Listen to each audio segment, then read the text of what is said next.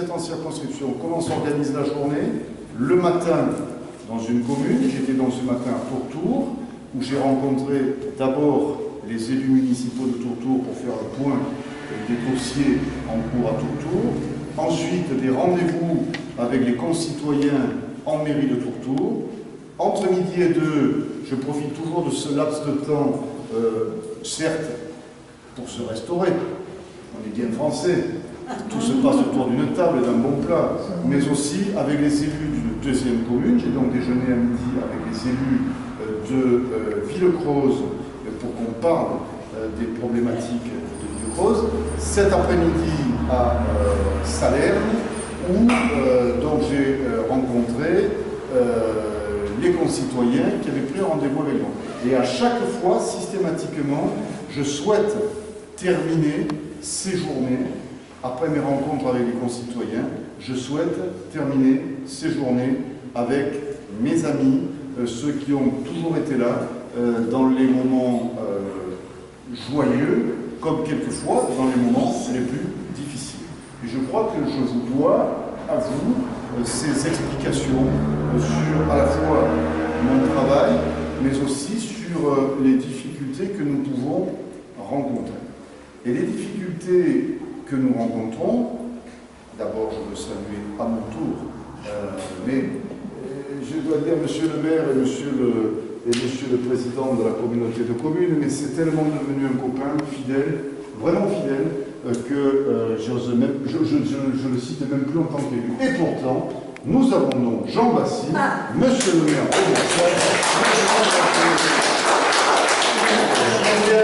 beaucoup. Je salue aussi la présence de Claude Logier, qui a tant fait aussi ici pour cette commune. Mais, mes chers amis, je crois qu'il est important que l'on puisse se parler. Et quand je dis se parler, parce que l'heure est grave. Et quand je dis l'heure est grave, ne croyez pas que je ne fasse référence exclusivement à la formation politique qui est la mienne. L'heure est grave parce que notre pays va mal.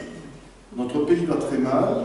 On a eu une photographie, un instantané, comme on dit, de la situation politique le dimanche, il y a 15 jours, lors des élections européennes. On s'y attendait. Tout le monde avait prédit qu'il y aurait un taux d'abstention historique. Finalement, d'ailleurs, ce taux d'abstention a été un peu moins élevé que ce qui était prévu, mais quand même, 40% d'abstention dans le pays, avouez que c'est quand même 60% d'abstention dans le pays. Oui, c'est énorme. Pardon? Oui, c'est de fait 60 ou 55. Bon, bref, avouez que quand même, mais il est vrai que le sujet n'a jamais été très mobilisateur.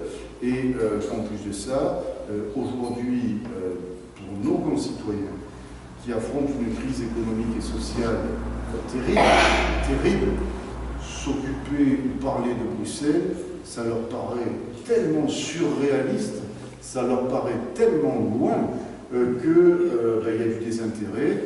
Mais bien évidemment, quand il y a du désintérêt, seuls sont intéressés ceux qui veulent exprimer un vote de défiance. Et c'est exactement ce qui s'est passé. Alors, j'entends dire, ah ben oui, le Front National a fait un gros score, mais c'est pas trop grave par rapport au taux d'abstention.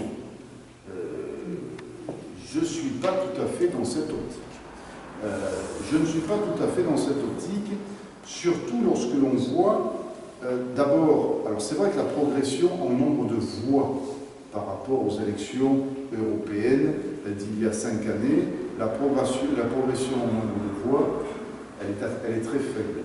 Mais ça veut dire quoi? Ça veut dire que cette formation politique populiste est en train de s'installer dans le climat, dans le paysage politique français de façon durable et pérenne.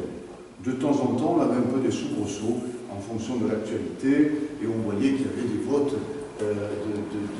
qui exprimaient un mécontentement circonstancié. Là, ce n'est plus du tout le cas. On est aujourd'hui dans un parti qui s'est quasiment, j'allais presque dire, institutionnalisé. Pour preuve, les sondages, on en fait dire quelquefois ce qu'on veut, mais il y a des études d'opinion qui sur lesquels on devrait véritablement se poser et réfléchir.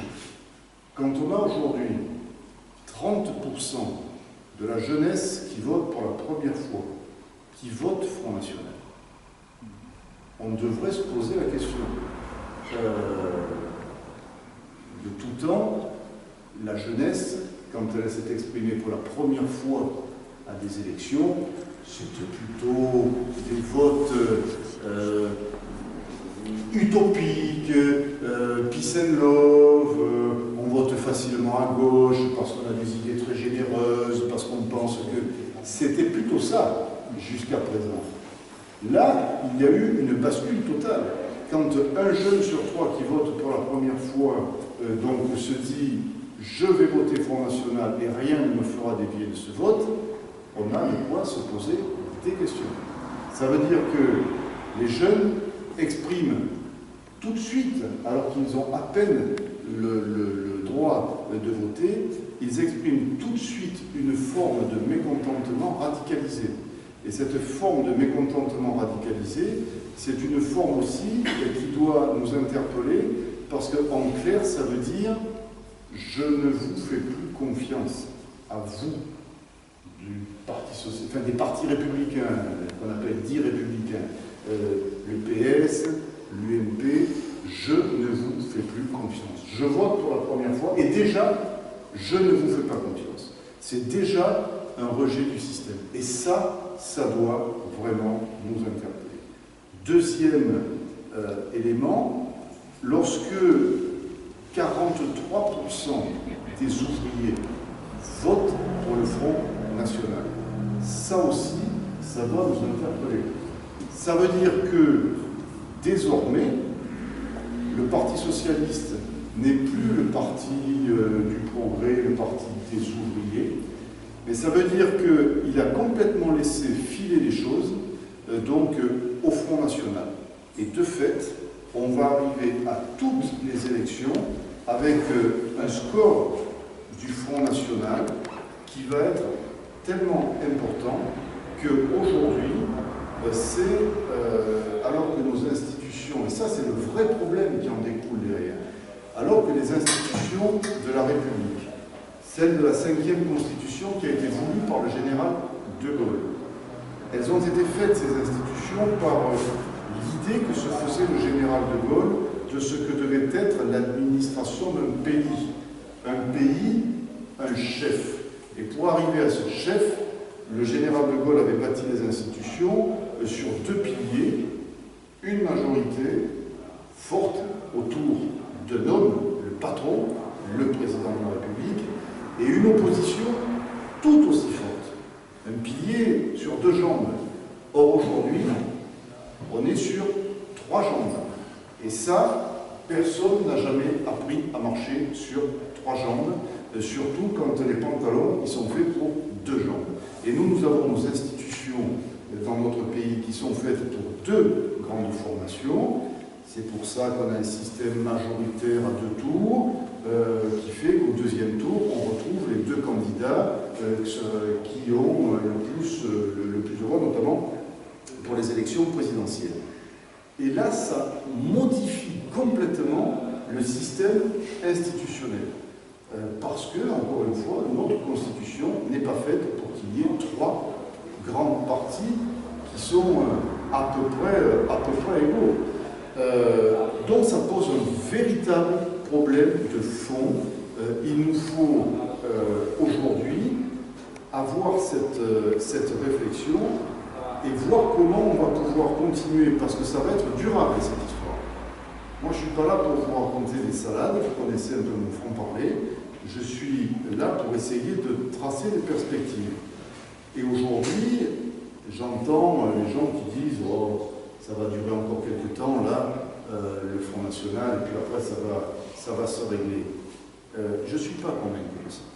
Je ne suis pas convaincu de ça tant que notre pays ne sera pas en capacité de créer des emplois, de retrouver de la croissance, et donc d'avoir des résultats en termes économiques et dans ce qu'on appelle après le partage des richesses.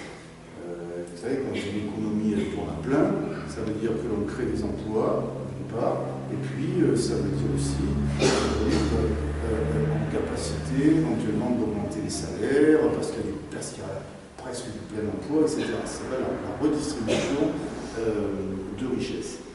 Mais je ne suis pas convaincu là que dans les mois qui viennent, on retrouve une certaine croissance, on retrouve de l'emploi, etc. Ça veut dire que ça va durer encore bien longtemps. Et au plus ça va durer, au plus le vote du Front National va s'instaurer dans les esprits comme étant quelque chose de naturel. Lorsque le 21 avril 2002, M. Le Pen s'est retrouvé au deuxième tour des élections présidentielles, ça a été un coup de tonnerre dans le ciel français. Souvenez-vous, dès le lendemain matin, il y a eu des dizaines et des dizaines de milliers de personnes dans la rue. Ça a été un véritable choc. Moi, je vous dis qu'en 2017, je vous fiche mon billet, que Mme Le Pen sera au second tour. Donc, dans notre pays, on commence à s'habituer à ce genre de choses. Genre, tout c'est normal, le Front National, le deuxième tour de l'élection. Donc, on va rentrer dans l'esprit des gens que finalement, on va banaliser le vote du Front National. Et ça, c'est un véritable danger, parce que le Front National est un adversaire qui est difficile à cerner véritablement. Il n'est ni de gauche, ni de droite, il est populiste, et donc il se nourrit de toutes les difficultés glanées ça et là. Moi, je fais souvent cette expérience. Lorsque je rencontre un certain nombre de personnes avec qui on parle politique, je leur dis, est-ce que vous êtes en capacité de me dire quel est le programme du Front National? Ah oui? Alors, on sort de l'Europe et de l'euro, et puis les Arabes dehors. Mais est-ce que ça, c'est un programme? Ce n'est pas un programme. Et donc, on vote par défaut. Et ça, c'est une vraie difficulté que nous rencontrons aujourd'hui. Il va falloir véritablement rebâtir déjà les lignes politiques au sein même de nos formations politiques. Et ça, j'y reviendrai dans un instant sur comment arriver aujourd'hui à rebâtir des lignes politiques. Parce que la politique, c'est à la fois difficile et facile. C'est facile quand vous êtes bloc contre bloc, quand vous êtes programme contre programme, c'est-à-dire idée contre idée, projet contre projet. Mais quand vous avez là un trublion qui s'appelle aujourd'hui le Front National, qui prend des gens à gauche, à droite, au centre, au milieu, à l'extrême droite, un discours cohérent et un discours percutant, quand vous ne savez pas ce que représente votre adversaire. Si vous avez un adversaire de gauche, vous allez lui parler de la catastrophe économique qu'entraîne une gestion de gauche pour un pays, etc., etc. Là, c'est difficile, parce qu'on est dans quelque chose qui n'est pas, qu'on n'arrive pas véritablement à cerner, et qui en plus de ça surfe sur tous les mécontentements. Alors les mécontentements, il y en a quand même aujourd'hui dans notre pays un certain nombre. Quand on regarde la situation économique de notre pays, il y a urgence. On a perdu de la croissance, c'est-à-dire quand je dis on a perdu de la croissance, on n'a pas de croissance, on est atone complètement sur la croissance. Du coup, pas de croissance, pas de création d'emplois, donc du fait le chômage qui continue à augmenter et nos déficits qui continuent à se creuser. Alors quand je dis qu'ils continuent à se creuser, des fois on me répond, on dit non, ça va un peu mieux les déficits. Oui, ça va un peu mieux, sauf que nous devrions déjà être dans les fameux critères de Maastricht et on aurait dû, à la fin de l'année 2014, être au fameux, on aurait dû redescendre à 3% maximum de déficit. Vous savez que le gouvernement a dit on n'y arrivera pas, on fera ça à la fin 2015 peut-être. Donc on perdra un an, et à la fin 2015 peut-être, tous les experts internationaux, voire même les experts nationaux, nous disent au rythme où sont parties les choses, on ne sera pas non plus à la fin de 2015 en réduction de déficit. Alors, est-ce qu'il faut s'alarmer de ça? Oui et non. Si c'est pour faire une politique de la rigueur à tout craint, en augmentant les impôts pour essayer de réduire les déficits, c'est-à-dire faire rentrer de l'argent dans les caisses, si c'est ça la politique, je fais de la rigueur, j'augmente les impôts, je vous dis, à titre personnel, je ne suis pas le seul à penser comme ça, je pense qu'alors, il vaudrait mieux laisser encore un peu filer les déficits. Pourquoi? Parce que cette politique qui a été menée jusqu'à présent, et c'est toujours la même avec nos amis socialistes. À chaque fois, on ne se pose pas quelle est la véritable question. Pourquoi est-ce que nous avons des déficits? Alors, sauf, parce qu'on pourra en parler du quinquennat précédent, où les déficits ont filé. Sauf que les déficits ont filé parce que nous nous sommes frappés le cœur de la crise en 2008 et en 2011, avec la rechute en 2011. Et c'est dans ce moment-là, il avait été donc volontairement affirmé comme étant une politique qu'afin de ne pas enrayer la machine, le moteur économique de la France, on avait fait donc là une politique du keynésianisme, c'est-à-dire qu'on avait laissé filer le déficit pour qu'il puisse y avoir sur le terrain de la répartition d'économie, et quand je dis de la répartition de richesse, pardon, et ne pas tout verrouiller. Parce qu'un pays, c'est un moteur. Le moteur, il a besoin de carburant. Et le carburant, c'est justement toute cette richesse, ce produit intérieur brut, cette richesse que l'on produit. Si on bloque tout, on bloque le carburant, ça calme. C'est ce qu'un certain nombre aujourd'hui dénoncent en disant attention, arrêtez les politiques de rigueur parce que vous bloquez tout. Sauf qu'il y a politique de rigueur et politique de rigueur. Ce qu'a fait le gouvernement depuis 2012, d'abord, toutes les mesures qui avaient été prises à la fin du quinquennat donc, de Nicolas Sarkozy, et particulièrement, je pense notamment à la TVA sociale, tout ça, au nom d'un anti-sarkozysme primaire, on a tout détricoté ce qui avait été fait. Alors déjà, on peut se poser la question, comment est-ce qu'un pays peut avancer si vous avez un gouvernement qui fait les choses pendant 5 ans, que l'alternance vient, et que pendant 5 ans, vous avez un gouvernement qui détricote tout ce qui a été fait. Bilan des courses, au bout de 10 ans, vous vous retrouvez au point de départ. Donc vous avez perdu 10 ans pendant que les autres pays avancent. Donc ça, il faudrait, à mon sens, aujourd'hui, que les uns et les autres prennent l'engagement de ne pas revenir systématiquement sur les mesures qui ont été faites par les prédécesseurs, au prétexte que c'était les prédécesseurs qui avaient pris ces mesures. Donc, au lieu de les combler par des impôts supplémentaires, nous allons essayer de trouver des économies. Quelles ont été les premières mesures annoncées par le gouvernement? Eh bien, on va essayer déjà de satisfaire notre clientèle. Satisfaire la clientèle, c'était de dire arrêtez dans un premier temps donc, la politique que nous avions mise en place du non-remplacement de 2 fonctionnaires sur 3 partant à la retraite, on va essayer de diminuer les effectifs de la fonction publique. Ils ont arrêté cette politique.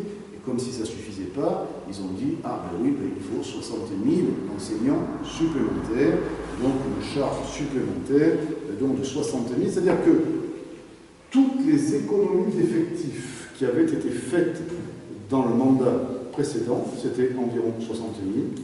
D'un seul coup, bingo, on recrute 60 000, c'est ce que je vous disais, on revient 10 ans à l'avant. Et la dépense publique, elle a continué à filer. Alors il arrive à un moment donné où on est au pied du mur, et c'est au pied du mur qu'il faut prendre des mesures drastiques dans la rapidité, etc. La meilleure des preuves, c'est, aujourd'hui, on a dit, le gouvernement dit, pour nous en sortir, il faut qu'on trouve 50 milliards d'euros d'économies. Ces économies, on va les trouver un peu sur l'État, sur le fonctionnement de l'État, on va les trouver sur notre système de protection sociale, mais dans le même temps, on dit mais on ne touchera pas au système de protection sociale. Bon. Et ensuite, on les trouve sur les collectivités territoriales, puisque les collectivités territoriales devront faire un effort d'économie de 14 milliards d'euros. Ça veut dire quoi? Je parle devant les maires qui sont là. C'est tout simplement, nos communes aujourd'hui, elles fonctionnent avec vos impôts, nos impôts, un peu des subventions et ce qu'on appelle la dotation de l'État, la DGF.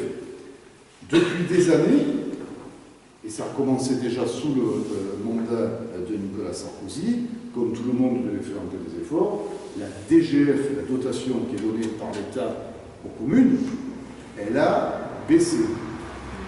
Je vous prends un exemple que je connais bien, la communauté d'agglomération marseilloise, dont le salaire fait désormais partie. En 2012, nous avons perçu 550 000 euros de moins de l'État.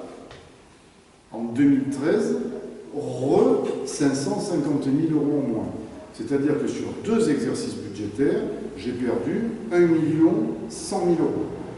Et dans le même temps, bien sûr, j'ai tout le coût de la vie, l'essence a augmenté, l'État s'est désengagé sur un certain nombre de choses, les rythmes scolaires qu'il va falloir financer, etc. Donc, moins d'argent, plus de dépenses. Allez comprendre comment on fait pour s'en sortir. Si on ne veut pas augmenter les impôts des concitoyens, parce que sinon aussi on part dans cette fuite en avant qui est de dire je ne sais pas comment créer mon trou, alors au lieu d'essayer de trouver comment faire des économies, c'est trop compliqué de chercher comment on peut faire des économies, j'augmente les impôts, ça ne va pas le faire. Donc l'État, le Parti socialiste, a décidé d'avoir d'un seul coup 50 milliards d'économies. Alors au passage, nous pensons que ce n'est pas 50 milliards qu'il faudrait pour retrouver une bonne sérénité, c'est 70 milliards. Donc déjà, à notre sens, ça ne va pas être suffisant. Mais déjà 50 milliards, c'est la catastrophe parce que personne ne sait où les trouver. Parce qu'on vous dit diminution des dépenses de l'État, mais ça, les 60 000 emplois dans la fonction publique, et particulièrement dans l'éducation nationale, que nous avions programmés, ça, on ne revient pas dessus. On l'a décidé, on le fait. Bien. L'armée, on ne peut plus. L'armée, depuis toutes ces dernières années, c'est 80 000 emplois qui ont été supprimés dans l'armée.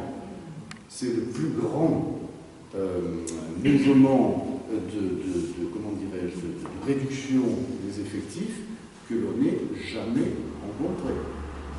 Vous avez des milliers de personnes dans la rue quand il s'agit de fermer une entreprise avec, au passage, 200 salariés qui sont au chômage. Et vous avez des milliers de personnes dans la rue.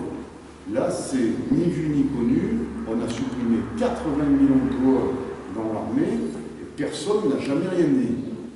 Sauf que là, quand il s'est dit que peut-être on allait encore tailler une fois de plus, alors qu'il y a 6 mois, le président de la République avait juré la main sur le cœur que jamais tu ne reviendrais sur la loi de programmation militaire, pour la première fois dans notre pays, mesdames et messieurs, les 3 chefs d'état-major de la marine, de l'armée de l'air et de l'armée de terre ont fait savoir au ministre de la Défense, qui lui-même a mis aussi sa démission dans la balance, que si jamais on tapait encore dans le budget de l'armée, ils démissionnaient tous. C'est la première fois dans l'histoire de notre pays que nos chefs, c'est-à-dire l'armée, donc nos patrons au niveau de nos 3 armées, mettent leur démission dans la balance. Ça ne s'était jamais vu. Et ce n'était pas un caprice, c'était tout simplement parce que notre pays, qui reste encore, mais jusqu'à quand, la 5e puissance du monde, notre pays il a un rôle à jouer à l'international. C'est pas parce que ça nous fait plaisir de dire cocorico, ce qu'on est mieux, c'est nous. C'est parce que c'est notre histoire. Parce que notre histoire, l'histoire de notre pays, c'est nous sommes la nation des droits de l'homme, nous sommes écoutés et respectés dans le monde, parce que lorsque la France parle, du moins lorsqu'elle parlait, j'espère que ça va vite revenir, elle était respectée, et ça veut dire que ça a un prix. Ça a un prix. Parce que nous avons une relation particulière avec le continent africain, et quand des fois je dis ça, j'entends des gens qui me disent « Ah oui, vous devez être un peu colonialiste ». Ça n'a rien à voir. Ce n'est pas que nous sommes colonialistes, c'est que tout simplement, les côtes de l'Afrique, elles sont à 1 heure d'avion des côtes de la plage de Sainte-Maxime, voilà, pour faire très court, ou de Saint-Raphaël, si vous voulez. 1 heure après, en avion, on est sur le continent africain. Et que donc, de fait, et en une nuit, et un peu plus d'une nuit de bateau, avec les bateaux rapides, on fait la traversée et le continent africain est chez nous. Ça veut dire que, de fait, nous devons nous occuper de ce qui se passe sur le continent africain. Quand on sait que les Américains, qui étaient, on les appelait les gendarmes du monde, les gendarmes du monde, donc les Américains, ont décidé de ne plus s'occuper du continent africain. Ils ont dit, nous, c'est pas notre truc, pour des tas de raisons. Et la première, et la raison principale, c'est qu'ils ont décidé de s'occuper maintenant du continent asiatique, parce que c'est là que se fait le business. Et que les Américains, qui sont branchés business, ils estiment que l'Europe et l'Afrique, il n'y a plus rien à tirer. Par contre, c'est tout sur l'Asie. Donc aujourd'hui, tous qui sont préoccupés par ce qui se passe en Corée, ils sont préoccupés par ce qui se passe actuellement en Thaïlande, ils sont très préoccupés par ce qui se passe donc, en Chine. Tous leurs marchés en Inde, tous leurs marchés sont là-bas. Donc ils sont... On n'a pas de politique commune de défense, mais en plus de ça, les pays européens n'ont quasiment pas de budget en matière de défense. Ça veut dire quoi? Ça veut dire très concrètement que les Français se retrouvent tout seuls. Et que si les Français ne vont pas en Afrique, alors pourquoi est-ce qu'on va en Afrique? On ne va pas en Afrique pour trouver de l'or ou pour trouver du pétrole. On va en Afrique tout simplement parce qu'aujourd'hui, le nœud, le cœur, le nid du terrorisme se trouve en Afrique. Et le cœur, véritablement, c'est sur la bande sahélo-saharienne, et c'est notamment en Libye. Aujourd'hui, en Libye, depuis que nous avons contribué à éliminer le dictateur Kadhafi, il n'y a plus d'État.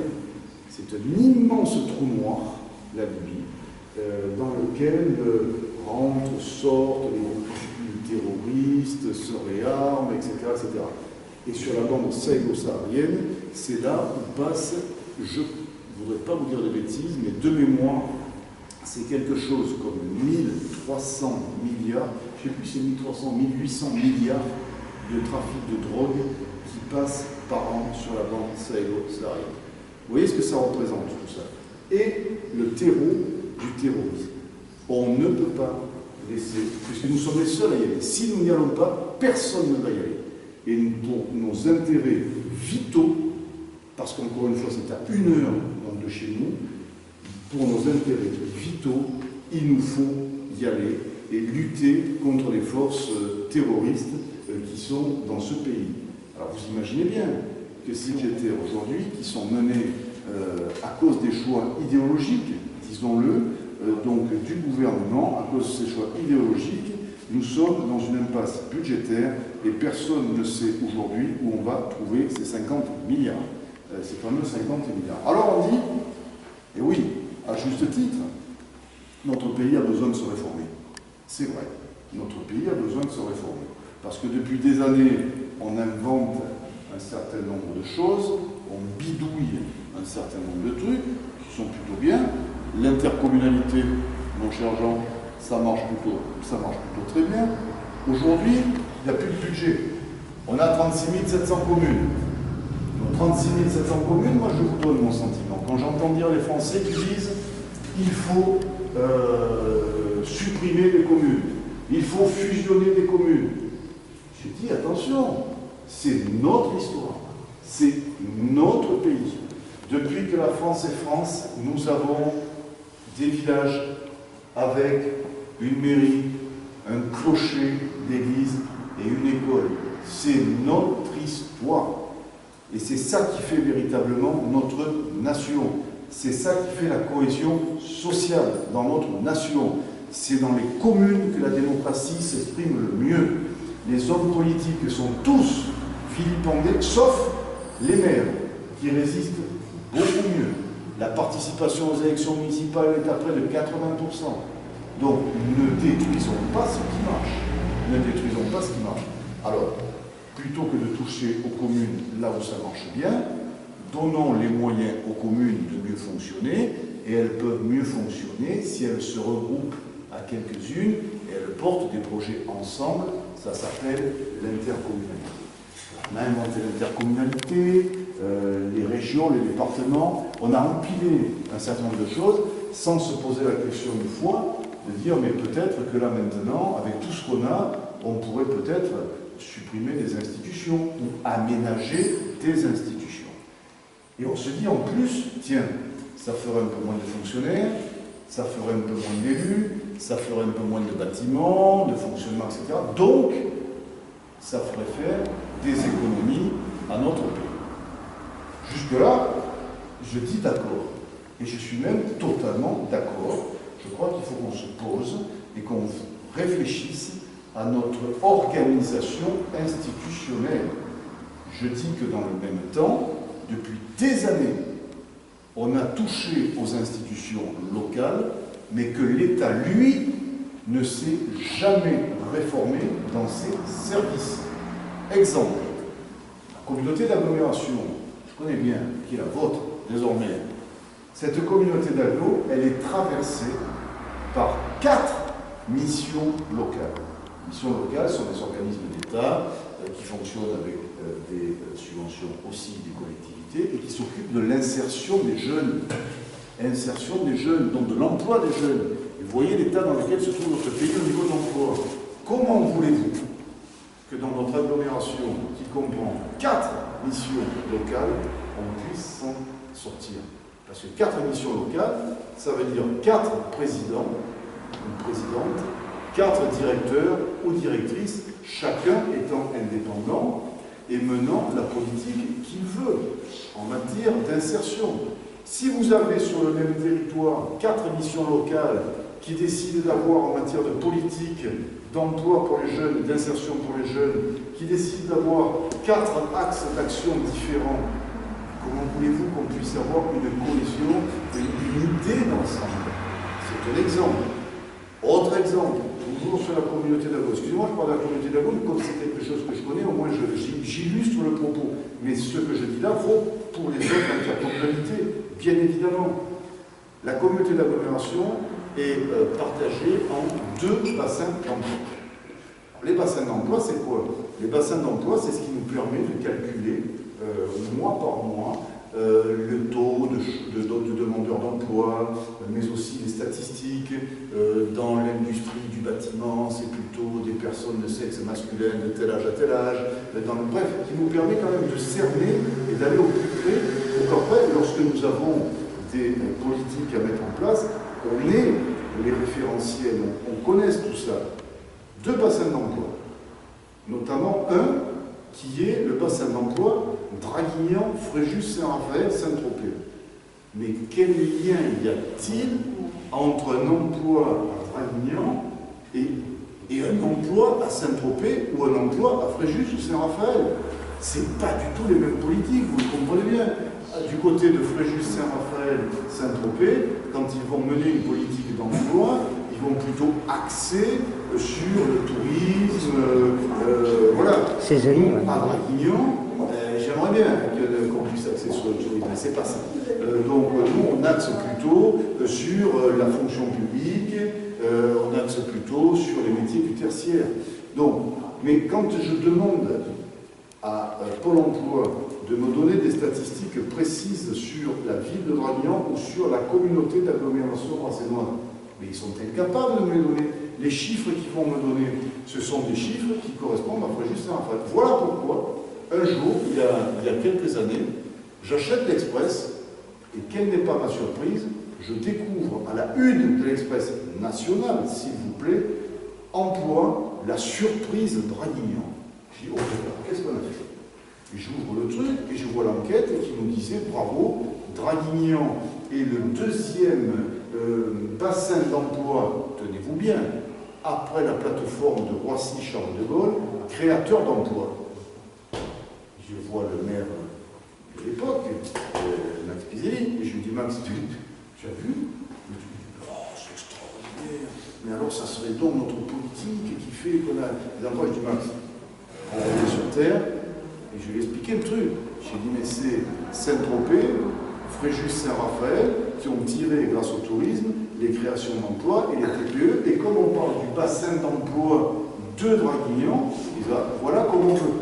Donc tout ça pour dire qu'il est impératif aussi que l'État se réforme et qu'il mette en place ses frontières administratives en fonction des collectivités territoriales qui ont été créées. Donc oui, il est indispensable d'avoir une réforme territoriale, mais regardez comment ça s'est passé. Si vous voulez tuer une réforme avant même que vous l'ayez annoncée, Hollande nous a donné la façon de le faire. Une réforme territoriale qui va mettre en jeu les institutions de la République française. Ça ne se fait pas sur un coin de table le lundi soir à 20h. Ça se fait après des semaines et des semaines de concertation tout azimut avec le milieu socio-économique, avec les politiques, avec les citoyens, pour savoir qu'est-ce que l'on veut, pour avoir véritablement la pertinence d'un redécoupage. Là, ça s'est fait comment? Ça s'est fait lundi à l'époque, qui est plutôt d'ailleurs un bon ministre de la Défense, est un breton. Et il a dit à François Hollande, il a dit, oh là, attention, la Bretagne, tu me la laisses comme ça. Certainement pas avec les pays de la Loire. Moi, je veux les Bretons, si tu ne veux pas avoir les Bretons dans la rue, tu me la laisses. Entre-temps, parce que François Hollande avait prévu de faire une région Bretagne, Pays de la Loire. Entre-temps, l'ancien Premier ministre, Jean-Marc Ayrault, il téléphone, il envoie des tweets, etc., en disant il faut impérativement que les Pays de la Loire soient avec la Bretagne. Sauf que ce mécano-là, quand selon que vous mettez telle région associée avec telle autre région, derrière, ça entraîne des conséquences, c'est un peu les jeux de domino sur les autres régions. Eh bien, ça s'est terminé l'histoire. Alors après, il a fallu appeler Ségolène. Eh oui, qu'est-ce qu'elle en pense, Ségolène? Voilà. Donc, quand vous mettez, puis il a fallu appeler Alain Rousset, qui est le président de l'Association des régions de France, qui est le président de la région Aquitaine. C'est-à-dire toute la face atlantique a posé un peu de problème. Et pourquoi elle a posé un peu de problème? Parce qu'aujourd'hui, ce sont sur le territoire national, la partie ouest, la partie atlantique, a toujours été traditionnellement une partie beaucoup plus à gauche que le reste du pays. Vous regardez la carte électorale, et c'est encore le cas aujourd'hui. Donc il y a encore quelques gros barons, quelques grands barons socialistes sur la façade ouest. Tant et si bien que François Hollande avait décidé de communiquer sur la réforme territoriale, non pas par une grande interview télévisée sur le journal télévisé de 20 heures, mais il avait décidé de communiquer par voie de tribune envoyée dans tous les quotidiens régionaux. Vous avez peut-être pu découvrir la tribune de François Hollande sur la réforme territoriale dans Voir Matin, ce matin. Bon. Et la même, ça a été envoyé à Ouest France, ça a été envoyé au journal Picard, ça a été... Bon. Ils devaient l'envoyer pour 18 heures dans les rédactions pour que ça puisse, pour que le journal puisse être imprimé à temps, etc. À 18 heures. Ils ont envoyé leur tribune à 19h37. Or, à 19h37, ils ne savaient toujours pas le nombre de régions. Et ils ont envoyé la tribune avec, à un moment donné, il y a un passage de cette tribune qui dit voilà pourquoi j'ai décidé que le nombre de régions serait porté à 14, oui, sauf que là, dans la tribune qu'ils ont envoyée à 19h37 dans toutes les rédactions de France, il y avait un blanc. Plus exactement, il y avait 3. À 19h37, ils ne savaient toujours pas le nombre de régions qu'ils allaient faire. François Hollande fait une réunion à l'Élysée à 20h, et à 20h30, ils envoient le chiffre dans les rédactions. Vous voyez comment s'est passé le truc? Comment vous voulez ça a été relayé par les médias, ça a été relayé par les barons socialistes qui n'étaient pas d'accord, etc., etc. Comment voulez-vous qu'avec ce mode de gouvernance, on puisse avancer sur une réforme territoriale qui est nécessaire, qui est indispensable, mais qui doit se faire avec beaucoup de travail, de réflexion. Et donc ça, c'est la négation même de l'idée que je me fais, moi, de la politique, parce que ça s'appelle de la politique politicienne. On ne bâtit pas une carte de nos institutions en fonction de tel ou tel copinage politique. Voilà une réforme sur laquelle nous sommes encore passés à côté, parce que cette réforme, elle n'ira pas au bout. Elle n'ira pas au bout, parce qu'ils ne sont absolument pas d'accord sur les départements. Une fois, ils sont indispensables. Une fois, il faut les supprimer en 2020. Une fois, c'est Manuel Valls qui dit dès 2017, et puis là maintenant, ils viennent de trancher en disant ah ok 2020. Eux-mêmes, on voit qu'ils ne sont pas d'accord, qu'ils ne savent pas, etc. Donc c'est une réforme qui n'ira pas au bout, ou alors qui accouchera la montagne et qui accouchera de nos souris. On va me dire qu'à la marge, il y a telle et telle région qui doit fusionner, etc. Donc on a de réelles difficultés. Et dans le cas du Parti socialiste aujourd'hui et des conflits entre eux, c'est quelque chose qui est inimaginable. Lorsque les 41 députés du Parti socialiste se réunissent tous les mardis matins, juste avant que le groupe du PS se réunisse, eux ils se réunissent avant, comme un groupe d'opposition dans une commune pourrait se réunir, ils se réunissent dans une salle attenante avant, et l'objet de leur réunion, c'est de dire, vous avez vu l'ordre du jour qu'il y a, qu'est-ce qu'on peut faire, qu'est-ce qu'on peut déposer comme amendement, qu'est-ce qu'on peut faire pour aller à l'encontre de la position du groupe. C'est ça, aujourd'hui, la réalité du PS. Et nous, on devrait avoir un boulevard, le temps de travailler, de proposer, d'avoir un véritable projet. Or, tout le travail que fait l'excellent Hervé Mariton, qui est chargé du projet à l'UMP, mais il est totalement inaudible. Pourquoi? Il est inaudible parce qu'on est rentré dans cette espèce de processus, dans cette seringue qui s'appelle les primaires. Et qu'on a déterminé donc qu'il fallait des primaires. Bien. Pour les primaires, il y a donc une campagne interne où chacun peut se présenter aux primaires. Moi, si demain j'ai envie de me présenter aux primaires de l'UMP, je me présente aux primaires de l'UMP. Il faudra que j'aille chercher quelques signatures de parrainage d'un certain nombre de parlementaires en France entière, mais après tout, c'est tout à fait faisable.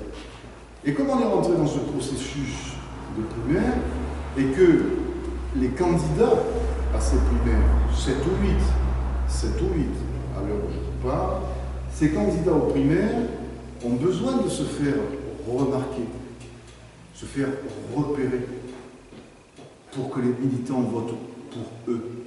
Et aujourd'hui, comment on se fait remarquer? C'est pas compliqué, hein. Vous avez un moyen qui est tout simple.